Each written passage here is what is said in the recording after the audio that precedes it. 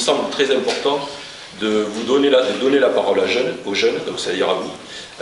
Pourquoi? Parce que d'ici quelques années, vous rentrerez dans l'âge adulte, et 2030, on est sûr que tout le monde, chacune et chacun d'entre vous y sera. Vous aurez soit commencé votre activité professionnelle, soit vous finirez votre cursus scolaire.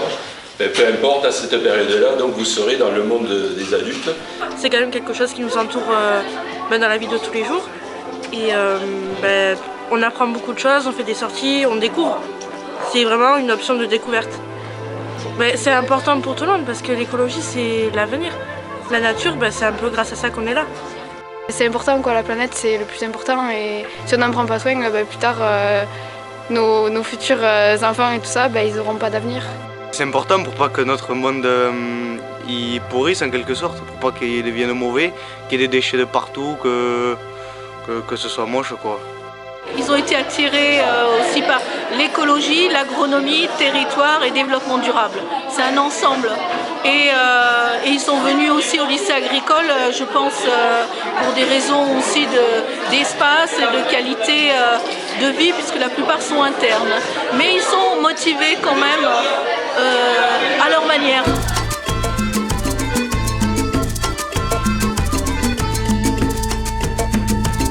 Oui, je pense que c'est une génération qui l'est depuis sa naissance en fait.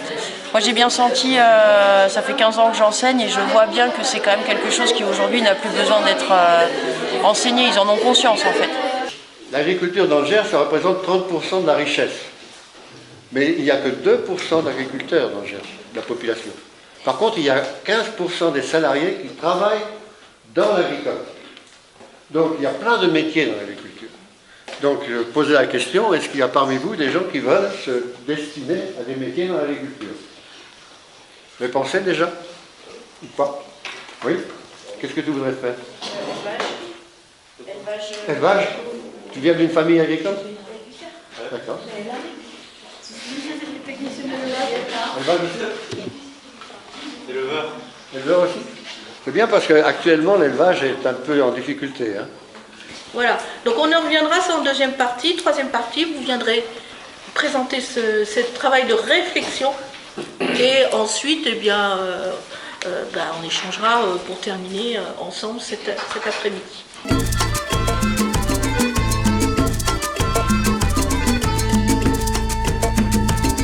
Notre thème c'est l'eau. Dans le territoire comme partout ailleurs, nous avons du coup de nombreux manques d'eau. Avec l'irrégularité de la pluie, des territoires très propices à l'agriculture, donc ça favorise les cultures qui ont besoin d'eau, plus particulièrement le maïs par exemple. Nous avons aussi de moins en moins d'eau à cause de l'irrigation, aussi à cause de cela. La sécheresse en été, ça pose problème surtout aux maraîchers, du coup, qui font pousser leurs légumes, leurs fruits. Et ça nous touche du coup juste après nous, consommateurs. Et le problème, surtout le réchauffement climatique, la pollution et la déforestation, plus particulièrement. Donc il faudrait réduire les consommations d'eau et mettre en place des machines pour filtrer l'eau de pluie et de mer. Faire des lacs artificiels et collectifs pour les agriculteurs et réduire les champs de parcelles afin que ceux qui consomment beaucoup d'eau, on n'en ait pas besoin. Enfin, il faudrait moins se les cultiver du coup et se favoriser ceux où c'est que on consomme le moins d'eau.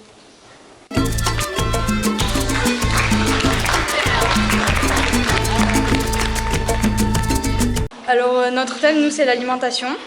Donc on a constaté beaucoup de problèmes dans notre alimentation, comme on mange trop de viande, il y a beaucoup de pesticides, on mange trop gras, trop sucré, des produits souvent de mauvaise qualité et on manque beaucoup de local. Pour remédier à ça, on a trouvé plusieurs solutions, comme par exemple, en tant qu'élu, refaire les menus des cantines, privilégier le local et limiter la viande dans les menus. En tant qu'association, on peut faire des interventions et sensibiliser sur tout ce qu'on importe d'autres pays et qu'en fait on a tout ce qu'il faut ici. Et en tant que citoyen, réduire notre consommation de viande et s'intéresser à ce qu'il y a autour de chez nous.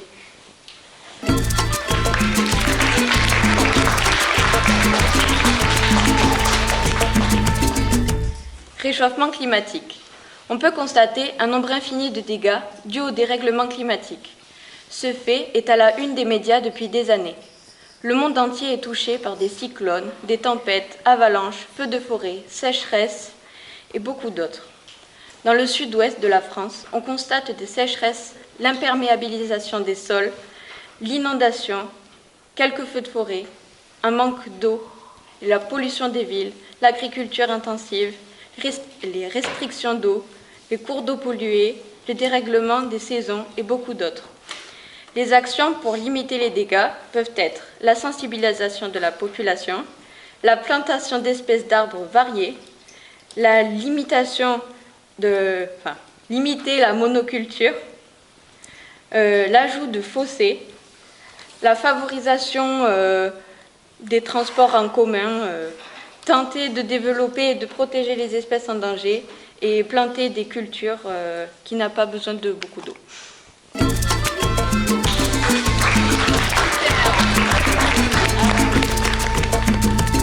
Bonjour, alors aujourd'hui le thème c'est la biodiversité. Donc les contraintes et les freins pour ce territoire sont la pollution car les déchets ne se dégradent pas et ont un impact sur nos terres, le réchauffement climatique qui perturbe la vie des animaux, végétaux et la biodiversité, les pesticides et l'agriculture intensive qui rendent toxique la vie des animaux. Ensuite, quels sont les atouts et les forces? La biodiversité est très bien faite, elle n'a pas besoin d'intervention humaine, elle est en autonomie permanente et se régénère toute seule. C'est l'exemple pour l'homme, elle peut donner ce qu'elle produit. Sans l'homme, la nature et l'environnement ne présenteraient aucun problème. Sans la biodiversité saine, l'homme serait en danger. On a dit que si on était élu, on interdirait les cigarettes, on nettoierait la planète des déchets, on supprimerait tous les plastiques inutiles dans les commerces, dans toutes nos consommations. Si on était responsable associatif, on a dit qu'on organiserait des marches vertes pour défendre la biodiversité et ce serait obligatoire. On planterait des arbres dans la commune et on entretiendrait la commune. Si on était entrepreneur, on a dit qu'on utiliserait des matériaux recyclables, écologiques, non polluants et on achèterait des produits plus locaux. Si on était citoyen, on ferait attention à nos déchets, on les trierait, on les recyclerait et on planterait des arbres. On mettrait des composts, on réduirait les consommations inutiles et le gaspillage le moins possible et on ferait fonctionner les commerces locaux. Alors, voilà.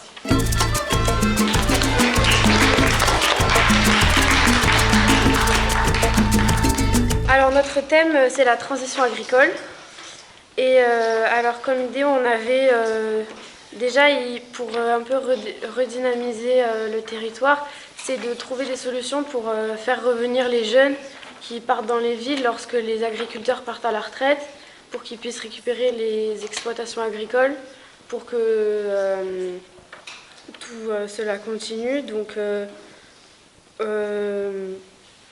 pour trouver des solutions aux problèmes qu'il y a sur ça. Et après,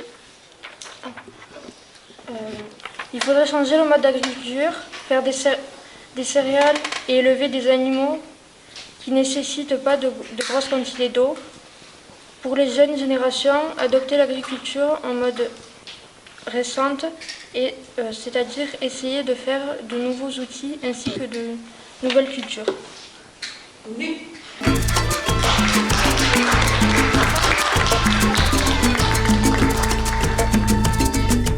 Économie sociale et solidaire.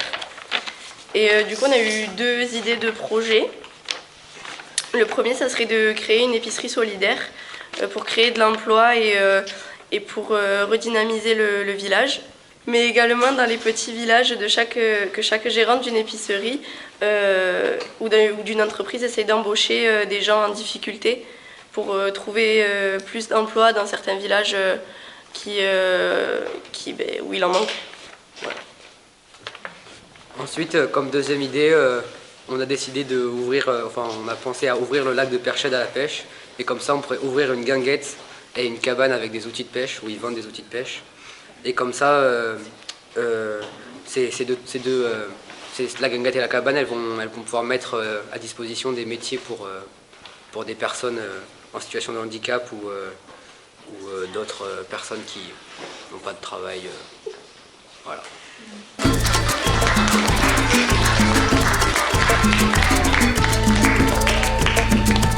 Vous avez prouvé cet après-midi en 40-45 minutes, c'est pas très long, 40-45 minutes, vous avez déjà des idées pertinentes. Imaginez que demain, quand vous serez dans le monde actif, vous allez avoir un petit peu plus de temps. Si vous acceptez d'être un acteur de la vie publique aux côtés de personnes que vous connaissez dans vos collectivités respectives, vous pouvez véritablement influencer les tendances ou la dynamique du territoire tel qu'on vous l'a présenté tout à l'heure en introduction. On organise le 30 mars 2023 à Nogaro une journée où on va regrouper des acteurs, des élus, des acteurs, des chefs d'entreprise, des acteurs des associations qui sont surtout sur l'économie sociale et solidaire, des citoyens. On va aborder l'aspect économique, l'aspect environnemental, social et sociétal. On voulait vous proposer à certains, si c'est possible, je ne sais pas, mais de venir y participer parce que là, vous allez voir un petit peu qu'est-ce qui se dit, comment réagissent les gens, les adultes, etc. Et ça va vous donner des clés à vous, parce que vous allez être adulte dans 2-3 ans, pour dire, voilà, peut-être ceux-là, ils ne se bougent pas trop, moi, demain, quand je serai adulte, je vais donner des impulsions dans tel ou tel endroit. Et c'est ça qui est important, c'est que vous compreniez quel est votre rôle de demain, quoi. Votre rôle de demain, il n'est pas compliqué, c'est juste de dire, est-ce que j'ai envie de m'impliquer à la vie de mon territoire ou est-ce que j'ai pas envie de m'impliquer. Donc bravo, bonne fin de semaine et bon week-end, et bon retour dans vos pays.